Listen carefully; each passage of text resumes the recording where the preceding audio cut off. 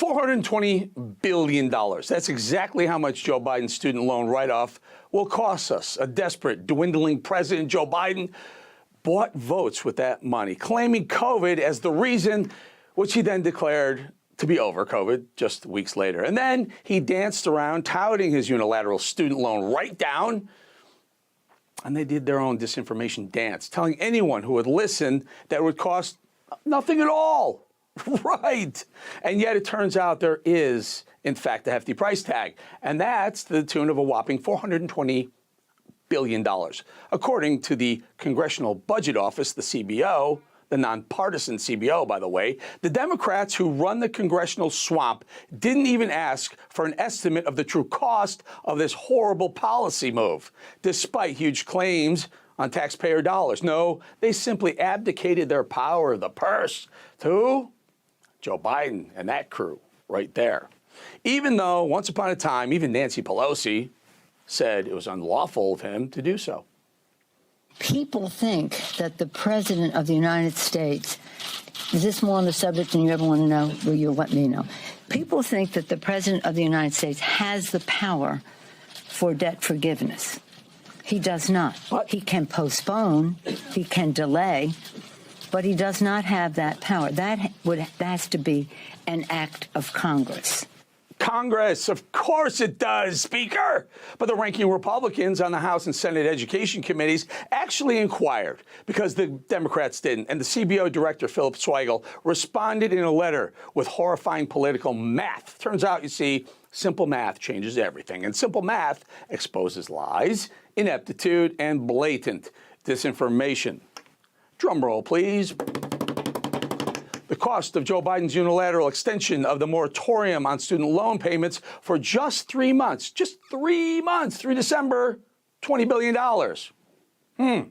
That's a bargain compared to the $400 billion cost of canceling up to $10,000 in debt issued by June 30th of this year, plus another $10 grand for recipients of Pell Grants.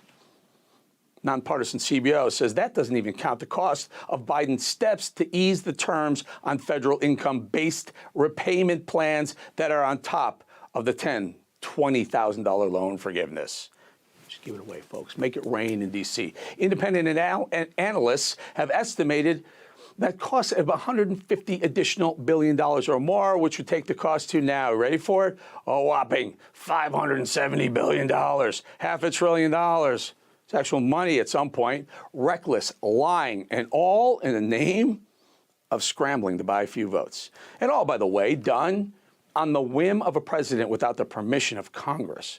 I guess it's good to be the king of disinformation in the swamp. But it's a very bad thing for the economic, political, and moral health of what? Of America. I mean, what's wrong with spending $420 billion to pay off bad loans and buy votes for November?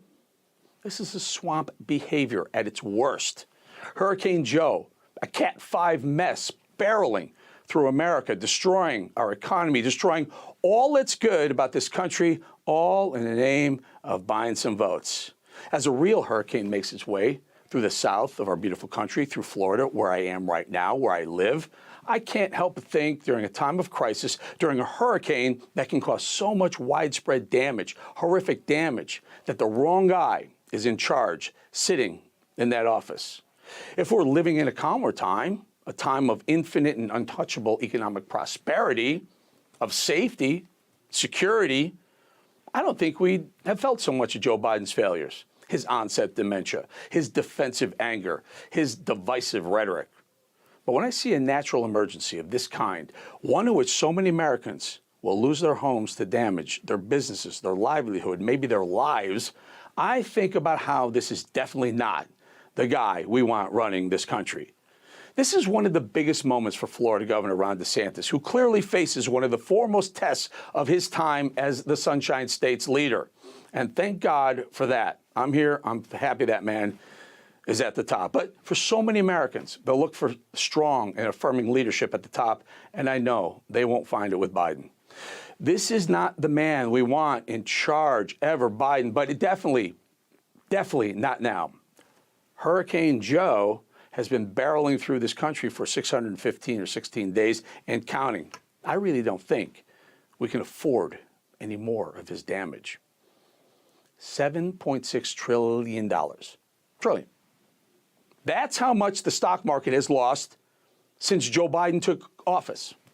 After he celebrated the stock market he inherited back in January, it's been all straight down the you-know-what since then. And in just the last 2 weeks alone, just since Hurricane Joe and joyless James Taylor, who sang Fire and Rain, a song literally written about a girl who committed suicide, well, ever since they threw that victory party at the White House over inflation, the very same day inflation declared victory over Hurricane Joe. It rang odd, to say the least, that Biden was celebrating that day, even though the inflation number came out, it was horrendous, and it had been out for hours, and yet they still partied. Odd, right? Hold that thought. That day, the inflation number sent markets spinning, flushing a whopping $4.8 trillion down in market value, down the proverbial toilet in just days. And that's where we are today. As Hurricane Ian inflicts substantial damage to the west coast of Florida, Hurricane Joe continues cutting a path of destruction right through America. Much like the way a natural hurricane develops, from tropical depression to tropical storm to named hurricane, and off it goes. Tropical depression number 46, with the assist of his boss, Barack Obama, developed much the same way. He picked an inept vice president, incapable, simply because she's a woman and because she's a woman of color. Not for her potential skills as vice president, which we now know are non-existent. See the border and see this level of word salad. Talking about the significance of the passage of time, right? The significance of the passage of time. So when you think about it, there is great significance to the passage of time in terms of what we need to do to lay these wires, what we need to do to create these jobs. And there is such great significance to the passage of time when we think about a day in the life of our children. Okie dokie. Well, Jen Psaki, not necessarily new hire, but she stayed on for a while. Listen. I'll circle back if there's more I can share with you, but I'll circle back with you if there's more to convey. I'll have to just circle back with you. We can circle back with you. I'm happy to circle back with you. I can circle back. I will have to circle back on that one. That's an excellent question. Oh, such an important question. We will circle back with you, and we'll circle back with you. It's an interesting question, but we'll circle back. I'm happy to circle back, but I'll have to circle back with you on it. It's a good question, but we'll circle back with you on this today. We will certainly circle back with you more directly. I hate to disappoint you. I think she's getting dizzy. She keeps circling and circling. She's circling back. Then, finally, they replaced her with who? Karine Jean-Pierre, who really thinks on her feet. When are you guys going to admit that you were wrong about inflation? No easy questions today, huh? What options besides tapping the Strategic Petroleum Reserve does the president have to counteract higher gas prices? We don't have an announcement yet on anything to share at this time. Can you say when parents in the U.S. who are trying to get baby formula will be able to readily, get baby formula?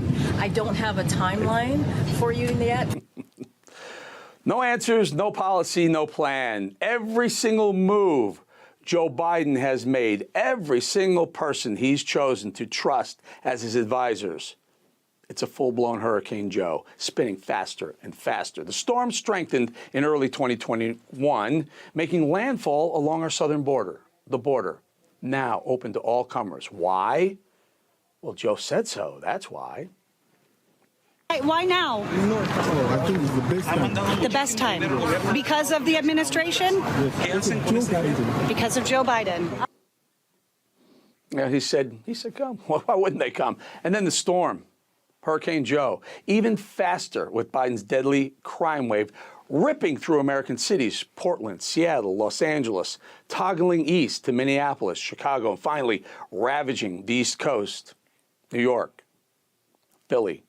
Thousands injured or dead in the aftermath, and still, the Joe-Bama hurricane strengthened, thanks to the warm waters of the liberal woke mob and the America-hating leftists like George Soros and others.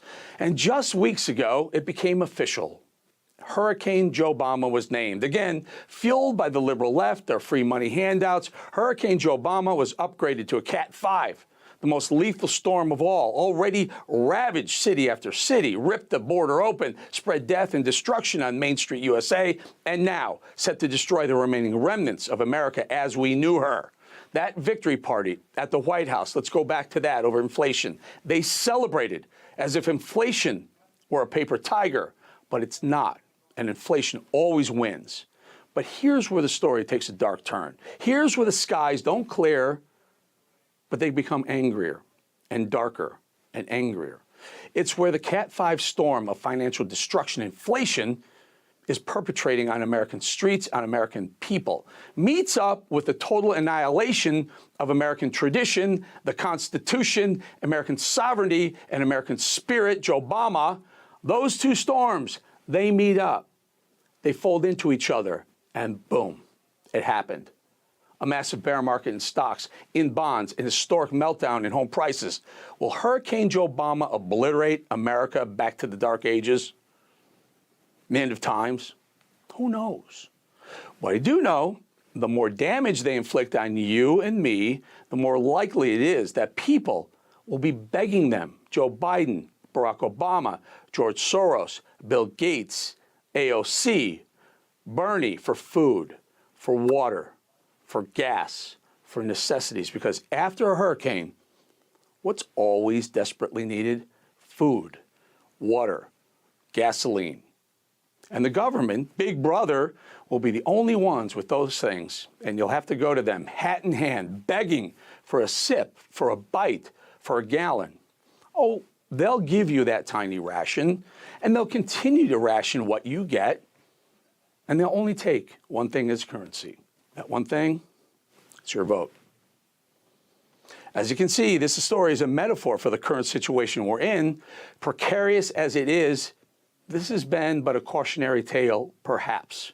Surely Biden and the rest of the leftists, they wouldn't go that far. Right? Right? Are you paying attention yet? We hope you are.